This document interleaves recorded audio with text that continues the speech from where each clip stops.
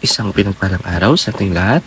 So, ngayong araw is August 21, 2024. So, ngayon is kakatapos lang aking karawan. So, pasalamat sa Lord dahil sa panibagong araw. So, ngayon is ipagpatuloy lang natin yung ating nasimulang series ng ating devotion. Pero bago natin simulan yung naging series natin ng ating devotion is mali natin balikan yung last time na series natin para dun sa mga bago lang na tagapanood at tagapakinig ng ating devotion. So, yung naging series po namin last time is Full Armor of God. So, di ba ang sabi nga sa Bible verse na Proverbs chapter 30 verse 5, every word of God is pure. He is the shield to those who put trust in Him. So, ang salita ng Diyos or ang Diyos ay siya yung nagiging shield para dun sa mga tao na naniniwala sa Kanya, nagtitiwala sa Kanya. So, ganun talaga. Ang Diyos ang magiging at salita niya ang magiging full armor natin na poprotekta sa atin sa ating mga kaway or mga sa devil na mamuhudyok sa atin na gumawa ng kasalanan. So, kailangan natin ang salita ng Diyos. So, yung series na talakayin natin yung araw is Loving God is Hating Sin. Excuse me. So, ayun. Pag minahal natin ang Diyos, pag mahal natin ang Diyos, nagtiwala tayo sa Kanya, nagtitiwala tayo sa Kanya, is isa rin yun sa nagpapakita na inalayuan na natin na gumawa tayo ng kasalanan. Kasi, gagawa mo ba ng kasalanan, papatay ka ba, nanakaw ka ba, kung mahal mo ang Diyos? Ba hindi, pag mahal mo ang Diyos, i-adapt mo yung mga salita niya, yung naging kwento niya, yung pinaaral niya sa atin, dahil mahal mo ang Diyos, nagtitiwala ka sa Kanya, mahal mo siya, kaya hindi ka nagagawa ng kasalanan. So, ayun, kailangan pag-aaral natin mahalin ng Diyos.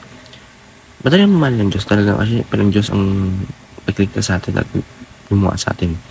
Pero syempre, sabi mo rin na lumalayo ka dahil malayo ka, gumagawa ka ng kasalanan. Pero kailangan, para mahalin natin Diyos at lumayo tayo sa kasalanan. So, yung Bible verse talakay natin yung araw is Habakkuk 1:12-13. So, sabi dito yung Tagalog, sabi ni Habakkuk, O Panginoon, kayo ang Diyos, mula noon kayo ang Diyos. Diyos ng banal, Diyos na walang kamatayan, o Panginoon ang batong kanlungan, pinili ninyo ang mga taga-Babilonian para magparausa sa amin. Dahil banal kayo, hindi matitiis na tingnan ang kasamaan at kaguluhan. Pero bakit nyo hinayaan ang mga traidor ng taga-Babylonian na gawin ito sa amin? Bakit hinayaan pagmalupitan ang taong hindi gaano masama kung amin sa kanila? So, ang Diyos ang banal niya. Siya ang pangmakapangyarihan niya. So, may mga times na tayo napaparusahan, may times na, yan nga, may napaparusa sa atin. Na, di naman yan kagustuhan ng Diyos. Na, yan, may mangyari pa sa atin. Inalaw lang nila ng Diyos para may matutunan or, ay nga, may makita tayong lesson. Or yung makasalanan ng tao, yung parusahan. Kasi masama kasi kalamahan ng Diyos pag gumawa tayo mga kasalanan. Kailangan banal tayo. Banal tayo sa salita ng Diyos. So, para lumang talakayan tayo dumakas sa nating arawan. So, God does not tolerate evil. Ayun niya, diba? Hindi kasi tinotolerate ng God ang evil. Kaya, minsan, ina-allow niya na may mangyari na parusahan tayo dahil nasusobra na minsan yung ating mga kasalanan.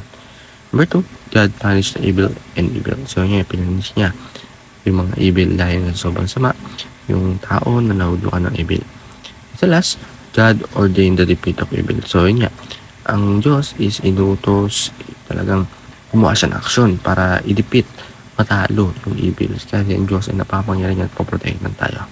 So, yun po para sa araw na ito, na may natutunan tayo sa pakinig at panood. God bless.